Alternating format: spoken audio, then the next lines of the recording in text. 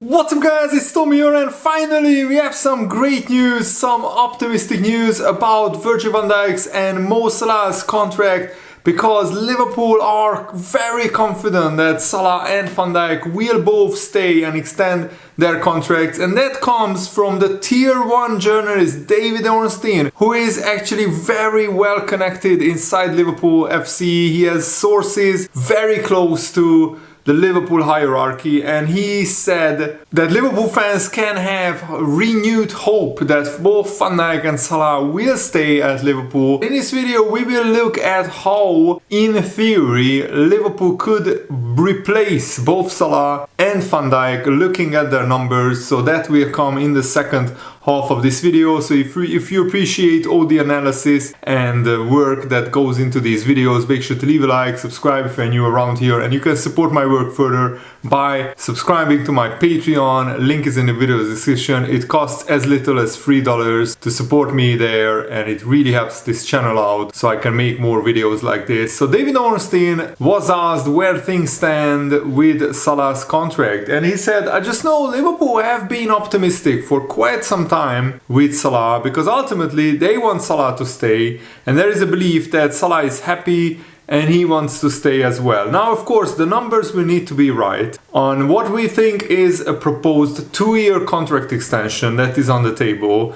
And clearly that has not been easy, but there has so far been nothing to indicate that talks have stopped or they are not moving in a positive direction. Furthermore, when you make checks on rumors, reports, suggestions that Salah might be set for a move to the Saudi Pro League or Paris Saint-Germain, then David Ornstein said you tend to receive pretty immediate and firm denials that Salah is not going to Saudi Arabia, he's not going to Paris Saint-Germain. So if he was already off and if he didn't want to sign and stay, then those rumors wouldn't be denied straight away. That's what basically David Ornstein is saying here. I also don't sense that the Champions League defeat and the Cup final defeat will have any bearing on the outcome or timings. The same with Virgil van Dijk and Trent Alexander-Arnold, I suspect, David Ornstein said. But this is the biggest good news that Liverpool fans had in quite some time, because there has been a lot of negative reports around Van Dijk and Salah that, Van Dijk was linked with Paris Saint-Germain and Salah was linked with Saudi clubs and Paris Saint-Germain as well. But David Ornstein is also very confident he said that Liverpool remain confident that Van Dijk will eventually sign a new contract. And when Virgil van Dijk was linked very heavily to Paris Saint-Germain, a few days after I made those videos, Julien Laurent, who is a French journalist, he's well connected when it comes to Paris Saint-Germain matters, and he's working for ESPN FC, and he said that Van Dijk is not going to Paris Saint-Germain. There is no truth in those reports. And Ornstein explained that all parties, so Van Dijk's camp and Liverpool and even Paris Saint-Germain, they are all playing down these links between Van Dijk and Paris Saint-Germain. Liverpool remain confident that Van Dijk will extend at Liverpool, at Anfield, which is very, very good news. And I just really hope that in this 2.5-week international break, Liverpool will sit down with Salah and Van Dijk and Trent Alexander-Arnold's representatives, and hopefully we can convince at least Salah and Van Dijk to extend their contracts, because we need this good news after going out of the League Cup, going out of the Champions League. We are in the final stretch of the season, 9 games remaining, 9 games for Liverpool to win the Premier League title, and some good news, a contract extension, for example, with Salah would really go a long way in lifting the mood at Liverpool. And journalist Tony Evans recently revealed that both Salah and Van Dijk have made it clear that they want to stay at Liverpool, and they are not looking for more money in order to do so. They don't want a pay rise, they will stay for the same money. What was interesting is 1 year ago, just after Jurgen Klopp left, I was speaking to people at the club and they were like, Trent is the priority. The other two on big wages, they said the wages won't be saved, they will be recycled into new players. And I think the decision making started way back then, and they have done the wage to age ratio, I think they are going to make a big mistake with Salah and Van Dijk, and I fear we will lose the backbone of the team in the summer if those players leave.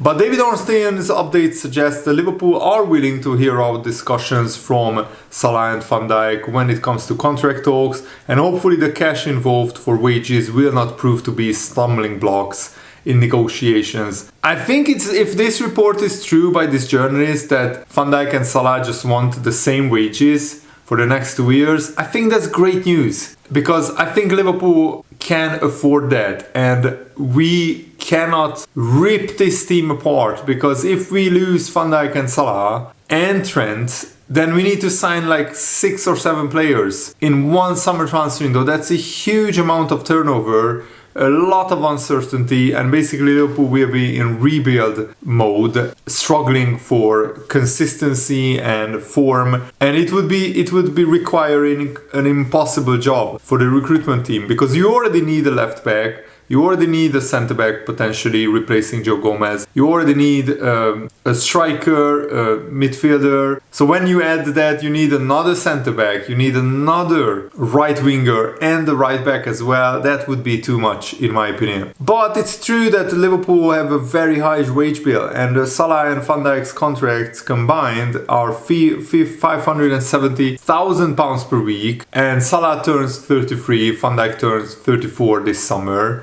And there have been a few suggestions, probably from James Pearce as well, that Liverpool chiefs may be reluctant to hand lucrative new deals to players approaching their mid-30s. But surely you have to make an exception for Van Dijk, who is the best centre-back in the world, and for Salah, who is the best player in the world this season, at least for 8 months. James Pearce has also pointed out that if Liverpool were to extend the contracts of these big players, it would reduce the budget available for incoming transfers. But I don't think that would deter Liverpool fans. I think all Liverpool fans would say you should extend the contracts of Salah and Van Dijk and sign some young players, up-and-coming players, plus a star at striker who can bang in 20-25 goals. Because Salah has 32 goals and 22 assists already this season. Jamie Carragher said something very interesting about this Mo Salah contract situation. He said, "Do you know what worries me? Not from their point of view, more from Liverpool, the football club's point of view.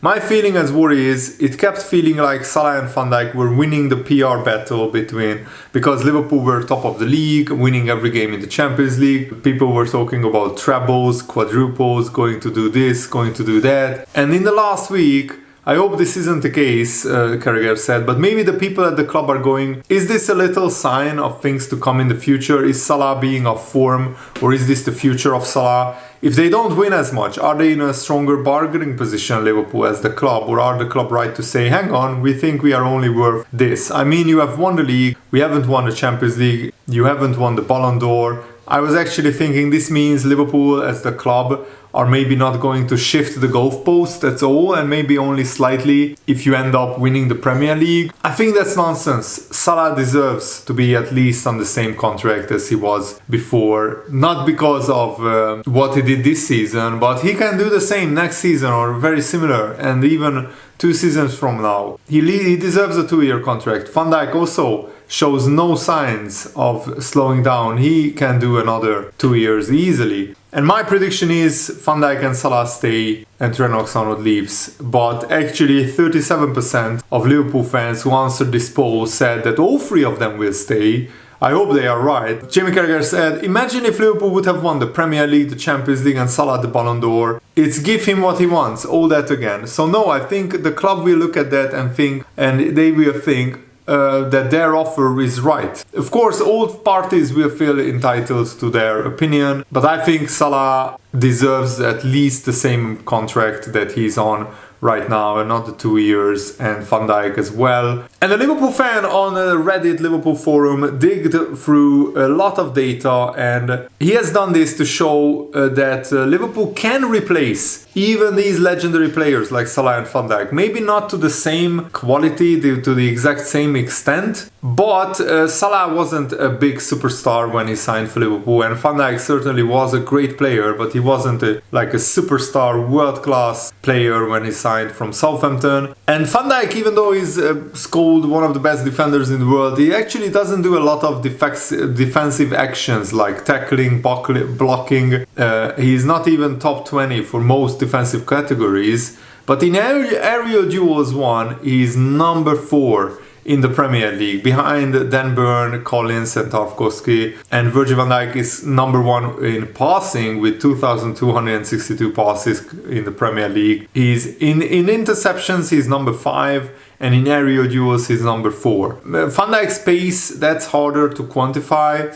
He looked at players that aren't slow, and his suggestion to replace Van Dijk is Dean Huijsen. The problem is he's only number 61 when it comes to tackles, but Van Dijk is number 53. In terms of interceptions, Dean Huijsen is number 5 with 43 interceptions. In terms of blocks, he's number 11 in the Premier League. In terms of passes, though, he's only number 42. In terms of aerial duels won, he's only number 23, which is a concern. And those are all similar numbers to top Premier League defenders. And in some areas, Dean Huijsen even beats Saliba or Gabriel or equals them. His passing is lower, but the Bournemouth don't have the ball as much as Liverpool do, and he just could do good to stay at Bournemouth, so he will go to a bigger club, and Liverpool could be that bigger club. But I still hope that Van Dijk stays. Mo Salah is a bit more simple to replace, as it's really goals, assists, but also creativity that needs replacement. We need to be very honest with ourselves. Even if we bought in Mbappe, for example, he's not hitting Salah's numbers. Because yes, he might score similar amount of goals as Salah, but he's not getting 22, 25 assists in a season like Salah. So whoever Liverpool get to replace Salah, in theory, it will be a drop-off, it will be a downgrade, because Salah is a freak of nature. What we can do though is look for someone who has shots on target, goals, and assists as well. And somebody who shoots a lot, hits the target a lot, converts a lot of those shots into goals, and a player like that will get good numbers at Liverpool as well. But I think we need a player who also is creative, who can assist as well.